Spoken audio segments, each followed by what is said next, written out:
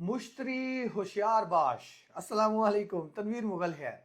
Bairiya town के जितने भी डीलर्स हैं, मेरे भाई मेरे दोस्त, जो इस वक्त तक मार्केट में बैठ के एक मुश्किल सूरत हाल को फेस कर रहे हैं, लेकिन उसके बावजूद अल्हम्दुलिल्लाह एक रिजिलियंस का मुजाहरा कर रहे हैं, अपने बिजनेसेस को चलाने की भरपूर कोशिश कर रहे हैं। मैं आप सबको एक चीज़ बताना चाहता हूँ कि बैरिया टाउन के अंदर एक फ्राडिये ने एंट्री मारी है। इसके साथ जो मेरे एसोसिएट हैं फैसल साहब, फैसल मलिक साहब, उनकी बातचीत हुई है। Plot number 9, sector A1, phase 8। ये प्लॉट इस बंदे ने हमें कोट किया है। और जब ज़ाहिर है हमने कुछ डॉक्यूमेंट्स मंगवाए, कुछ चीज़ें की, हमने इसको ऑफ़र लगाई। ऑफ़र पे ये तैयार हो गया और फटाफट जो है ना वो टोकन पे आना डिमांड की। हमें अलॉटमेंट लेटर की कॉपी भी भेज दी, अपने शनाख्ती कार्ड की भी डिटेल्स दे दी, अपनी बैंक डिटेल्स भी दे दी, सारी डिटेल्स दे दी। और मज़े की बात देखें कि हम जो कारोबारी लोग हैं, डीलर्स हैं, हमने किसी भी चीज़ को ड्यू डेलिजेंस करना ज़रूरी होता है कि उसको हमने चेक करना होता है कि वेदर ये ओरिजिनल मालिक ही है या कोई और बंदा बात कर रहा है। ठीक है, तो क्या चेक करना होता है? हमने चेक करना होता है कि अलॉटमेंट इसी बंदे के नाम पे है। ठीक है, तो ये जनाब इसने एक अलॉटमेंट बना के रखा हुआ है जो इसी बंदे के नाम पे है। अच्छा, फिर उसके बाद जब इसने शनाख्ती कार्ड भेजा तो शनाख्ती कार्ड भी इसी बंदे का। अच्छा, फिर जिस मोबाइल नंबर से ये बंदा कॉल कर रहा है, खुद कॉल कर रहा है, वही मोबाइल नंबर इस अलॉटमेंट की ऊपर लिखा हुआ है। जैसे आपको पता है कि अलॉटमेंट के ऊपर मोबाइल नंबर लिखा होता है। ये तीन चीज़ें जो है ना ये मैच हो रही हैं। आपकी ड्यू डिलिजेंस करते हुए आप इन चीज़ों को देखते हैं, तो इसमें इस बंदे ने टोटल धोखाधड़ी और फ्रॉड का आंसर शामिल किया हुआ है। वो हमें कैसे अंदाजा हुआ? हमें सबसे पहले शक ये पड़ा कि इस बंदे ने जो अलॉटमेंट लेटर के ऊपर तस्वीर लगाई हुई है, ये आम अमूमी तौर पे जो अलॉटमेंट लेटर पे तस्वीर होती है, आपको पता है कि हेड ऑफिस में ट्रांसफर काउंटर के ऊपर ये तस्वीर ली जाती है। तो उसमें अमूमी तौर पर उस बंदे की तस्वीर आती है और पीछे का एक बैकग्राउंड का उसके अंदर आंसर तस्वीर के अंदर लाजमी आ रहा होता है। तो यहाँ इस बंदे ने क्या किया हुआ है, इसका वाइट बैकग्राउंड है। तो शनाख्ती कार्ड या किसी मखसूस चीज़ के लिए अदारे जब नहीं तस्वीरें मांगते हैं कि जी वाइट वाइट बैकग्राउंड होना चाहिए या नीला बैकग्राउंड होना चाहिए, तो ये वाइट बैकग्राउंड थे, जहां से हमें शक पड़ा। दूसरी चीज, रजिस्ट्रेशन नंबर इसके ऊपर उस तरह से वाजिया तौर पे पढ़ा नहीं जा रहा था, मतलब एक एक धोखे का सा आंसर था। और फिर हमने जब इसको कहा कि जी हम अगले रोज बैरिया हेड ऑफिस से जरा थोड़ा सा अकाउंट स्टेटमेंट निकलवा लेते हैं ताकि हम चेक कर ले कि आपके ड्यूज कितने बकाया है, ताकि फिर हम आपको टोकन करें। तो इस बंदे का इसरार ये था, नहीं नहीं नहीं, मैं तो देखिए अभी इधर हूँ और एक शादी है, मैं उधर आया हुआ हूँ और मैं बड़ी मजबूरी में प्लॉट बेच रहा हूँ, तो आप कुछ ना कुछ पेमेंट मुझे ट्रांसफर कर दें ताकि कल फिर आप अपनी जो भी ड्यू डिलिजेंस करनी है, चेक वेक करना है, आप चेक करके हमें पैसे ट्रांसफर कर दें।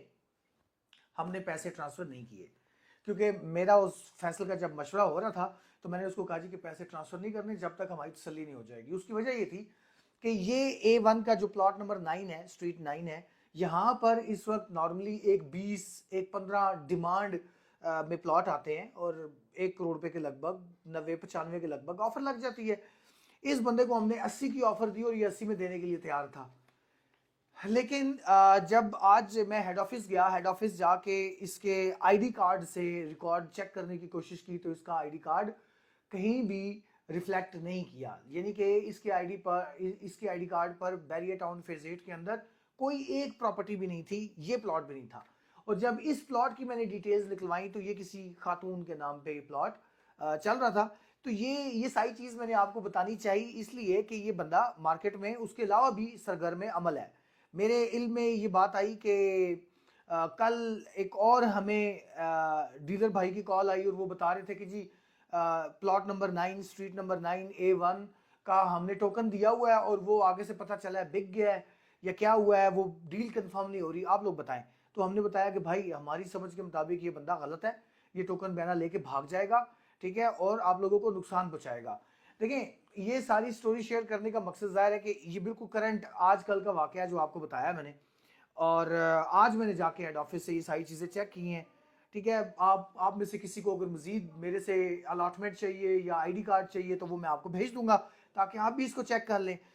लेकिन बुनियादी जो पॉइंट है वो समझने वाला वो ये है मेरे भाइयों, कि हमारे ऊपर पहले ही मार्केट के अंदर पॉलिटिकल अनसर्टेनिटी की वजह से, और बहरिया टाउन वैसे भी आप समझ रहे हैं कि इस वक्त थोड़ा सा ताल्लुकात में रिफ्ट है मलिक साहब का और हमारे मुल्क के हुक्मरानों का, तो जिसकी वजह से बहरिया टाउन आम मार्केट की निस्बत थोड़ा सा ज़्यादा हम लोग फील कर रहे हैं चीज़ों के अंदर, हमारे इन्वेस्टर्स ज़्यादा परेशान हैं और हमारी ट्रांजेक्शन ज़्यादा मुतासर हैं।